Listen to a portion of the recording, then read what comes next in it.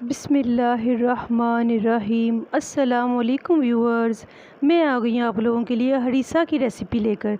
चलिए अब हम इसको स्टार्ट करते हैं। सबसे पहले इसके लिए जो चीज़ें चाहिए उनको मैंने असेंबल करके रख लिया है। अब एक चॉपर लें, उसमें 15 के करीब हरी मिर्चें डालें, उसको चॉप कर लें और चॉप करके उसको निकाल कर अलग से रख लें। अब 4 बड़े साइज़ के प्याज लेनी है, उसको काट लेना है और काट कर उसको चॉप कर लिया। अब उसको निचोड़ कर उसके में से अच्छी तरह से उसका पानी निकाल देना है। हम चाहें तो इसको कपड़े में डालकर भी निचोड़ सकते हैं, लेकिन इसको हमने बहुत ज़्यादा नहीं निचोड़ना है, इसलिए हम थोड़ा थोड़ा सा इसको हाथ की मदद से निचोड़ लेंगे। अब जो इसका निचड़ा हुआ पानी बचा है, ये हम किसी भी और चीज़ में इस्तेमाल कर सकते हैं। अब उसी चॉपर के अंदर हम कीमा डालेंगे। तकरीबन 300 ग्राम मैंने कीमा लिया है, ये मैंने मटन का कीमा लिया है। अब इसमें हम मसाला जात शामिल करेंगे। सबसे पहले मैं इसमें हरी मिर्च 1 टेबलस्पून शामिल कर रही हूँ। और अब जो मैंने प्याज चॉप करके रखा था, वो चारों प्याज मैं इसके अंदर सारे के सारे शामिल कर रही हूँ। जो हरी मिर्च हमने इसके अंदर डाली है, तकरीबन वो हमारी 5 या 6 हरी मिर्चें होंगी, जितनी कि हमने इसके अंदर शामिल कर दी हैं।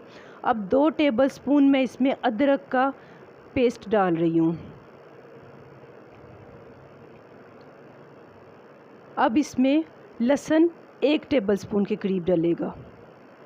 लहसुन भी हमने पिसा हुआ इसमें शामिल किया है, हम अगर साबुत भी डालना चाहें तो वो भी चॉप हो जाएगा। अब मैं इसमें नमक डाल रही हूँ, ये तकरीबन मैंने 2 टीस्पून के करीब डाला है। आपको जितना भी आपका टेस्ट के मुताबिक आपको चाहिए आप उतना डाल सकते हैं। अब इसमें सूखा धनिया साबुत डाला है 1 टीस्पून, धरा मिर्च डाली है 1 टीस्पून, जिसको चिली फ्लेक्स भी बोलते हैं, और सुर्ख मिर्च डाली है 2 टीस्पून। अब इसमें भुना हुआ पिसा हुआ ज़ीरा जाएगा तकरीबन 3 टीस्पून के करीब, यानी कि 1 टेबलस्पून। और सूखा धनिया पाउडर ये भी तकरीबन 3 टीस्पून के बराबर डाला है।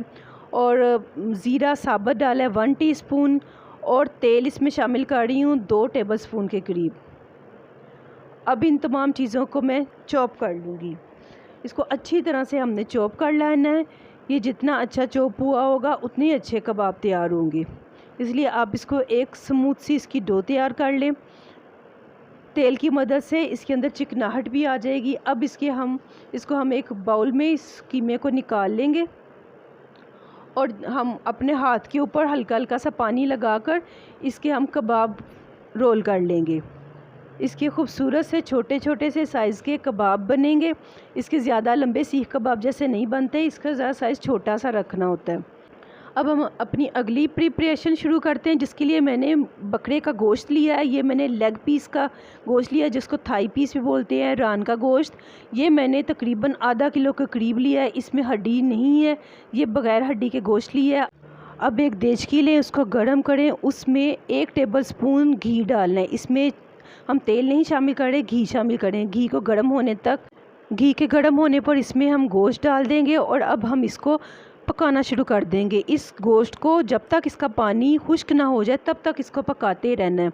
इसको लाजमी इतनी देर पकाना है, वरना गोश्त के अंदर एक स्मेल होती है और जो कि पूरी हमारे हरीसे के अंदर हमें फ़ील होगी। अब इसका तकरीबन पानी खुश्क हो चुका है, आप इसकी शक्ल देख सकते हैं। इसका पानी बिल्कुल खुश्क हो गया है, गोश्त का कलर भी चेंज हो गया है।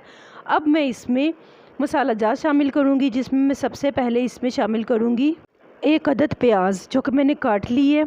अब इसको हम इसके साथ इसमें पकाने के लिए डाल दिया। इसमें हमने साथ में मैं इसमें 1 चम्मच नमक का डाल रही हूँ, 2 टीस्पून मैं इसमें रेड चिली पाउडर डाल रही हूँ, 1.5 टीस्पून मैं इसमें टर्मरिक पाउडर यानी कि हल्दी डाल रही हूँ, कोरिएंडर पाउडर यानी कि सूखा धनिया पिसा हुआ 1 टीस्पून,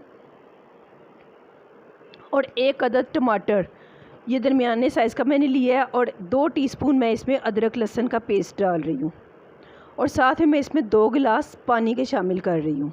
पानी डालकर इसको ढककर पकने के लिए छोड़ देंगे। तकरीबन आधे घंटे में ये गोश्त बहुत अच्छी तरह से गल जाएगा। इसको बहुत ही ज़्यादा सॉफ्ट होने तक हमने गलाना है। इसमें गोश्त बिल्कुल भी खड़ा नहीं होना चाहिए, वरना ये बिल्कुल अच्छी तरह से मैश नहीं होगा। इसलिए इस चीज़ का ख़ास तौर पर ध्यान कीजिए कि ये बहुत अच्छी तरह से गल जाए।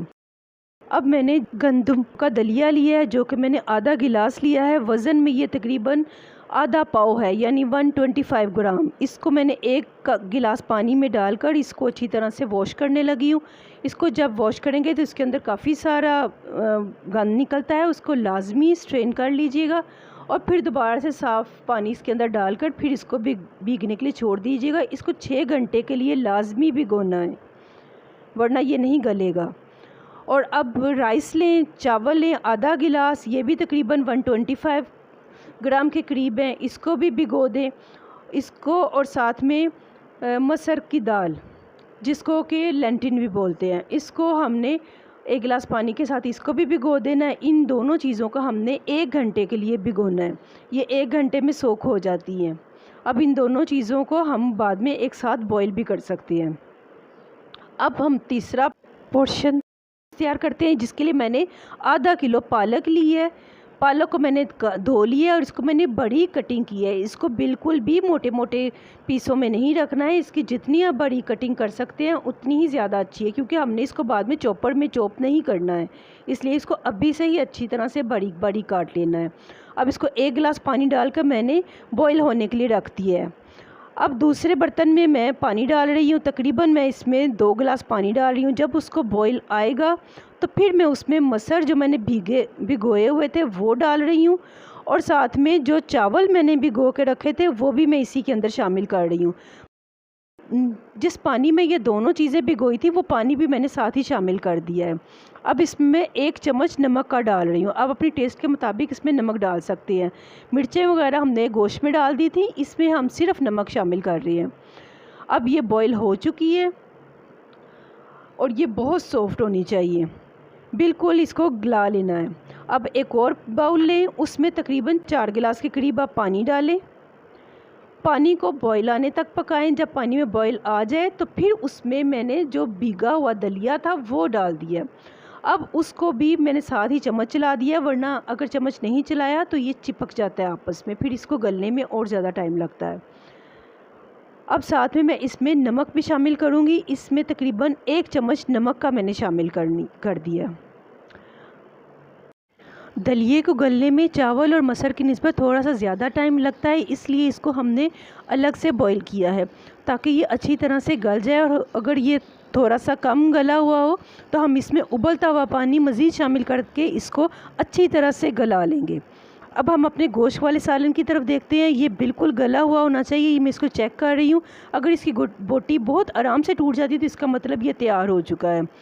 अब हम जब इसको खाने में शामिल करना होगा तब हम इसको बहुत बड़ी पीस लेंगे और फिर हम इसको शामिल करेंगे। ये मैं चेक कर रही हूँ, ये बिल्कुल गल चुका हुआ है।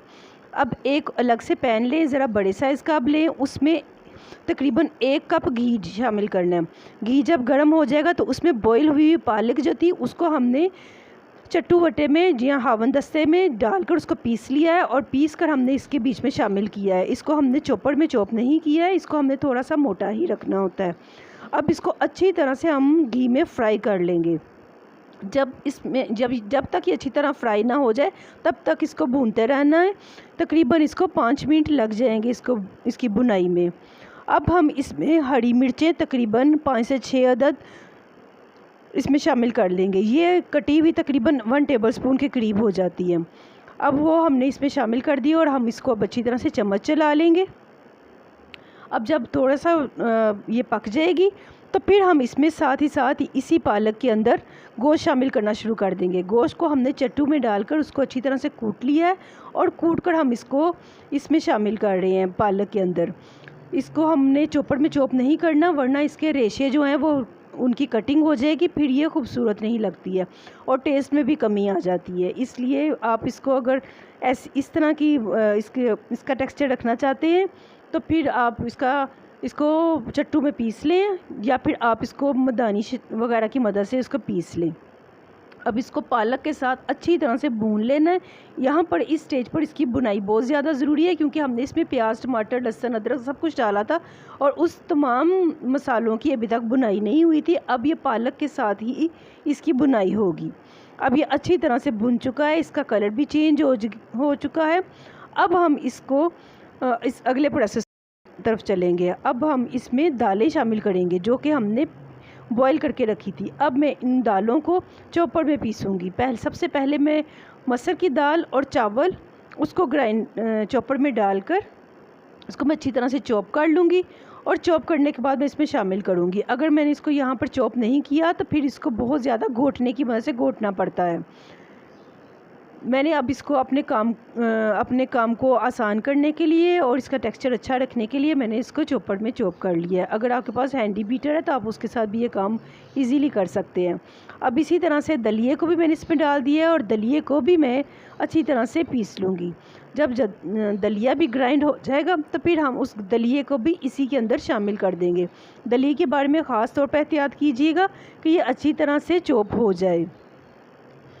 अब ये दलिया चॉप हो चुका था। अब मैं इसके अंदर शामिल कर रही हूँ जो गोश्त का सालन और पालक का सालन था, उसके साथ ही अब ये दालें भी शामिल हो गई हैं।